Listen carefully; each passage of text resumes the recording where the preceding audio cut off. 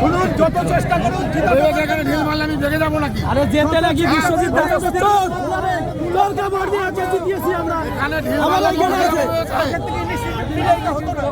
প্রথম থেকে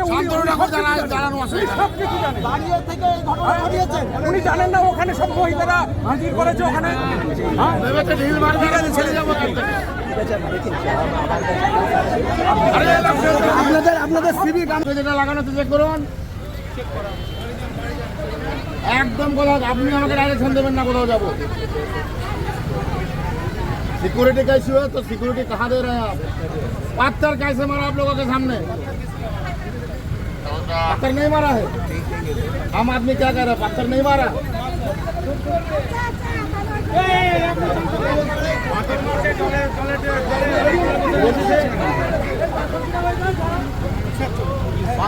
আপনি আমাকে চলে যাওয়ার কথা বলবেন না।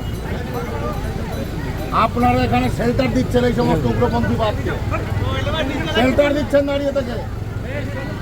আপনারা কালকের থেকে আপনাদের কাছে আমাদের আজকে ঠাকুরমশাই একটা র্যালি ছিল, মন্দিরে পুজো দেওয়ার কথা ছিল। সেখানে অসংখ্য ওই টিএমসির গন্ডা বাহিনীরা ওখানে এসে আচমকাই ঠাকুরমশাইয়ের উপরে তো হামলা করেছেই, তাছাড়া আমাদের যত মহিলারা ছিল তাদেরকে ওই পাথর যে যেরকম পেরেছে পাথর ছুঁড়ে মেরেছে। কেউ ওখানকার যে সমস্ত ব্যাটা ছেলেরা, ওখানকার যে টিএমসির দালালগুলো ছিল, যে গুন্ডাগুলো ছিল, তারাও মহিলাদের উপর প্রচুর হামলা করেছে। কিন্তু আমার আমার আমার মাথায় দেখুন কেটেও গেছে, ফুলে গেছে এবং আঙুলটা দেখেন ভেঙেও গেছে। তাই এরা কি বলতে চাইছে যে ওরাই কি এই বাগদার বুকে রাজত্ব চালাবে? এটা কি সম্ভব হয়? তাহলে আমরা তো সাধারণ র্যালি করতে গেছি, সেখানে তো আমরা মারামারি করতে যাইনি। আচমকায় আমাদের উপরে এইভাবে হামলা করে তারপরে একটা গাড়ি পর্যন্ত দেয়নি, গাড়ি দেয়নি। আমরা ওখানে বসে আছি 2 ঘন্টা তো হবেই। আবার এমনই আছে ডাক্তারও আমাদের ঠিক মতো পরিষেবাও দিচ্ছে না। শুধু ওই যে বাগদার বুকে যে পরিতোষ সাহা বলে একজন আছে, তার এই রাজত্ব গুন্ডামি চলছে, যে কিনা ওই লোকের পেটে লাথি মেরে মানুষের খাবার করে খায়। আমাদের ওই বাগদায় কিছুদিন আগে তো নিউজ হলো যে মাছের ভেড়িটা পর্যন্ত সেখানকার সাধারণ মানুষের ইনকামের যে রাস্তা ছিল সেটাও তারা বন্ধ করেছে। আমরা বাগদায় যে বাগদা মার্কেট বাজার, সে বাজারে আমরা প্রচারে গেছিলাম সকালে। সেখানের যে রাধাকৃষ্ণ মন্দির আছে সেই মন্দিরে প্রণাম করতে যাব যখন, তখন তৃণমূলের কিছু হারমাদ মহিলা এবং পুরুষ উভয় মদ্যপ অবস্থাতে আমাদের উপরে অ্যাটাক করেছে। আমাদের মা বোনদের মাথা ফাটিয়ে দিয়েছে এবং রীতিমতো তারা গালিগালাজ করছে, রীতিমতো হামলা হচ্ছে। ওখানে একটা খণ্ডযুদ্ধ টাইপের হয়ে গেছে। আমাদের লোকরা তো ডিফেন্স করবে।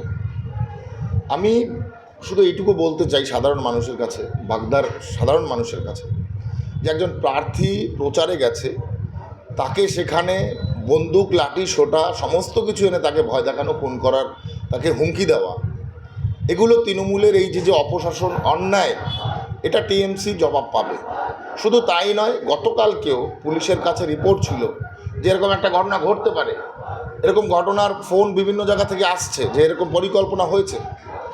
পুলিশ জেনে শুনে সেই মবটাকে শেল্টার দিয়ে এগুলো করিয়েছে এখানকার স্থানীয় ওসি। পাশাপাশি আমি যখন ফিরে আসছি আমার গাড়িতে পাথর মেরে, কত যাদের জানলা খোলা ছিল যে গাড়িগুলো পিছনে, পাথর মেরে তাদের 2-1 আর মাথা পেটেছে মহিলা। আমরা যে কারণে সেখানে অবস্থান বিক্ষোভ করেছি, পুলিশের এগেনস্টে আমরা অবস্থান বিক্ষোভ করেছি। পুলিশ থাকা অবস্থাতে পাথর মেরে সেখানে প্রার্থীকে জখম করার চেষ্টা এবং মার্ডার করার চেষ্টা, আমি মনে করি এই সমস্ত বাংলায় অপসংস্কৃতি বেশি দিন টিকবে না। থানায় যাবো, জাস্ট এলাম আমরা এখানে, আমরা এলাম থানায় যাব, আমরা থানায় কমপ্লেন করব, পুলিশের এগেনস্টে পুলিশের কমপ্লেন করব। ওখানে টিএমসির হারমাত যারা ছিল মদ্যপ অবস্থাতে বন্দুক পিস্তল নিয়ে, তাদের বিরুদ্ধে আমরা মামলা করব। সারা জেলা জুড়ে বিক্ষোভ হবে। কেন এটা করবে? একজন প্রার্থী, যে প্রার্থী এখনও ভারত সরকারের মন্ত্রী, তার উপরে এইভাবে হামলা হচ্ছে, পুলিশ প্রশাসন নির্বাক, পুলিশ প্রশাসন শেল্টার দিয়ে এগুলো করাচ্ছে, এইগুলো এই অপশাসন বাংলার মানুষ দেখবে না, বিশেষ করে বনগাঁ লোকসভার মানুষ দেখবে না, এর জবাব দেবে।